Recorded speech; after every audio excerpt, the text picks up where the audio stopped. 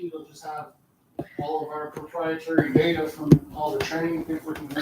Hello, this is Justine Hooper with Amplified Real Estate, just going over the disclosure, the disclosure regarding real estate agency relationships in our West Michigan market. So if you are a new agent or you are someone looking to start buying or selling and want to know what other contracts we go through, I'm here just to educate the public on these contracts. So we're going to go over today just the disclosure regarding our real estate agency relationship. And of course, if you ever have any questions, please drop them below. I'm happy to come back and answer any of the comments over time.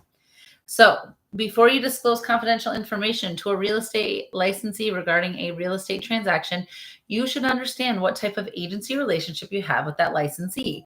A real estate transaction is a transaction involving the sale or lease of any legal or equitable interest in real estate consisting of not less than one or not more than 4 residential dwelling units, or consisting of a building site for a residential unit on either lot as defined in Section 102. Or a condominium unit, as defined in Section 4 of the Condominium Act, 1978, DA 59, MCL 559104. Michigan law requires real estate licensees who are acting as agents or sellers of buyers of real property to advise the potential seller or buyers with whom they work on the nature of their agency relationship. 1. An agent providing services under any service provision agreement owes at a minimum the following duties to you as the client. 1. The exercise of reasonable care and skill in representing the client and carrying out the responsibilities of the agency relationship. B. The performance of the terms of the service provision agreement. C. Loyalty to the interest of the party. D. Compliance with the laws, rules, regulations of the state, and any applicable federal statuses or regulations. E. Referral of the client to other licensed professionals for expert advice related to material matters that are not within the expertise of the licensed agent. F. An accounting in a timely manner of all money and property received by the agent in which the client has or may have an interest. G. Confidentiality of all information obtained within the course of the agency relationship, unless disclosed with the client's permission or as provided by law, including the duty to not disclose confidential information to any licensee who is not an agent of the client.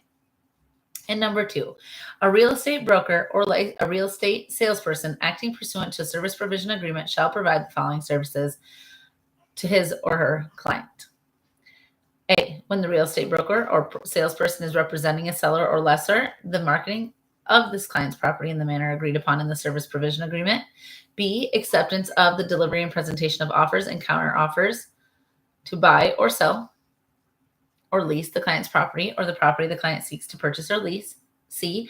Assistance in developing, communicating, negotiating, and presenting offers, counteroffers, and related documents or notices until a purchase or lease agreement and executed by all parties and all contingencies are satisfied or waived.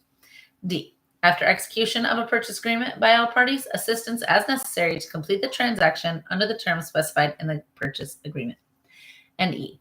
For a broker or associate broker who is involved at the closing of a real estate or business opportunity transaction, furnishing or causing to be furnished to the buyer and seller a complete and detailed closing statement signed by the broker or associate broker showing each party all receipts and disbursements affecting that party. Now, if you are just the seller's agent, meaning your client is listing their property. A seller agent under a listing agreement with the seller acts solely on behalf of the seller. The seller can authorize a seller's agent to work with sub-agents, buyer's agents, and or transaction coordinators. A sub-agent is one who has agreed to work with the listing agent and who, like the listing agent, acts solely on behalf of the seller. Seller's agents and their sub-agents will disclose to the seller known information about the buyer which may be used to the benefit of the seller. Individual services may be waived by the seller through execution of a limited service agreement. Only those services set forth in paragraph 2, B, C, and D above may be waived by the execution of a limited service agreement. If you're a buyer's agent under a buyer-agent agreement with the buyer acts solely on behalf of the buyer. A sub-agent of the buyer is one who has agreed to work with the buyer's agent and who, like the buyer's agent, acts solely on behalf of the buyer. Buyer's agents and their sub-agents will disclose to the buyer known information about the seller, which may be used to benefit the buyer.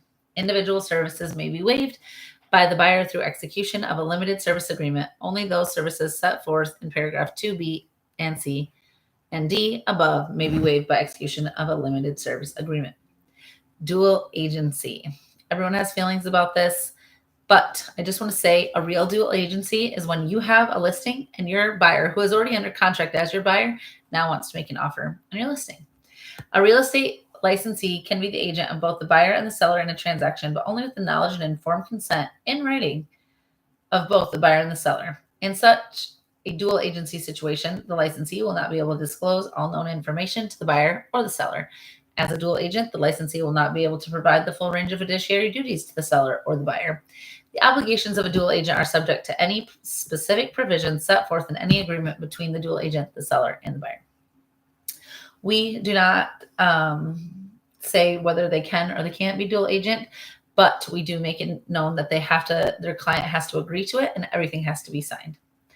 A transaction coordinator is a licensee who is not acting as an agent of either the seller or the buyer, yet is providing services to complete a real estate transaction. The coordinator is not an agent for either party and owes no fiduciary duties to either party. This will come up. You'll come up as a transaction coordinator if, a friend comes up and says, hey, I have a buyer for my house, but I don't want to do the contracts. Can you do them? Sure. A buyer or seller with designated agency agreement is a designated agency and is represented only by agents specifically named in the agreement. Any agents of the firm not named in the agreement do not represent the buyer or seller. The name designated agent acts solely on behalf of his or her client and may only share confidential information about the client with the agent supervisory broker who is also named in the agreement. Other agents in the firm have no duties to the buyer or seller and may act solely on behalf of another party. So, you hereby disclose that the agency status you have with the buyer or seller below is either a seller or a seller's agent or sub-agent. We don't do limited service agreements. Buyer's agent or sub-agent.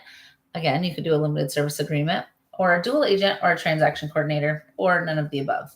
And amplified, it's one of these. Check here if acting as a designated agent and only the licensee's broker and named supervisory broker have the same agency relationship as the licensee named below.